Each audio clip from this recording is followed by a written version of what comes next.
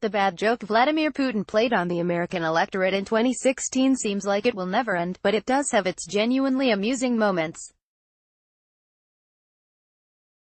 For example, this tweet, "I want to know, where is the money for border security and the wall in this ridiculous spending bill, and where will it come from after the midterms? Dems are obstructing law enforcement and border security. Republicans must finally get tough. Donald J.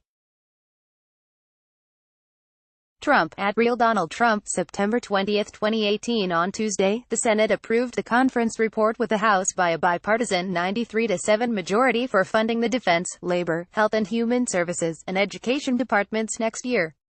The leaders of the Senate Appropriations Committee, Republican Richard Shelby of Alabama and Democratic Patrick Leahy of Vermont, each issued press releases praising the bill and the work of the committee staff in putting it all together.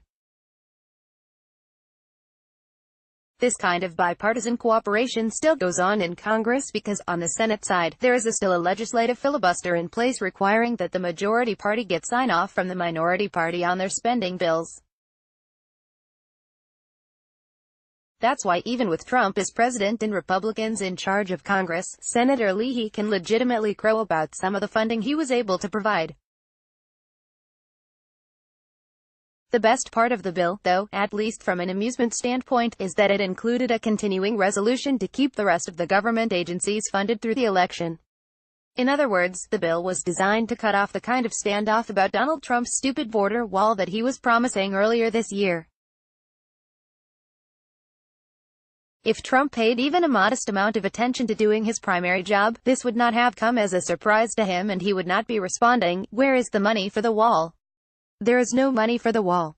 The Republicans in Congress made sure of that, and it seems the bill was passed through the Senate before the president even noticed.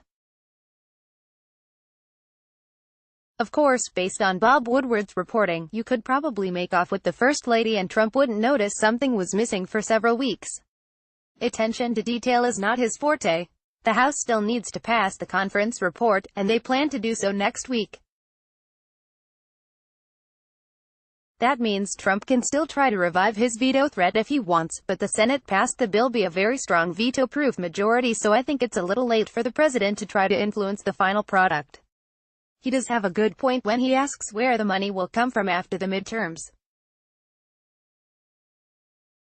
Even if the Republicans hold on to their majorities, they will be greatly diminished in the House, and it doesn't seem likely that Senate Republicans will suddenly have more of an appetite for funding a stupid wall.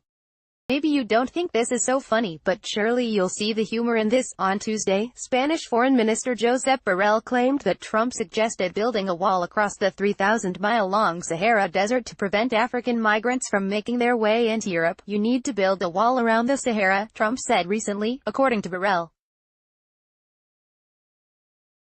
When Borrell asked Trump if he understood just how big the Sahara is, Trump argued that it can't be bigger than our border with Mexico. Borrell then informed Trump that the Sahara is far bigger than the U.S. border with Mexico. In any case, it wouldn't be very useful to do that, Borrell told the president. Trump is the joke that just keeps on giving.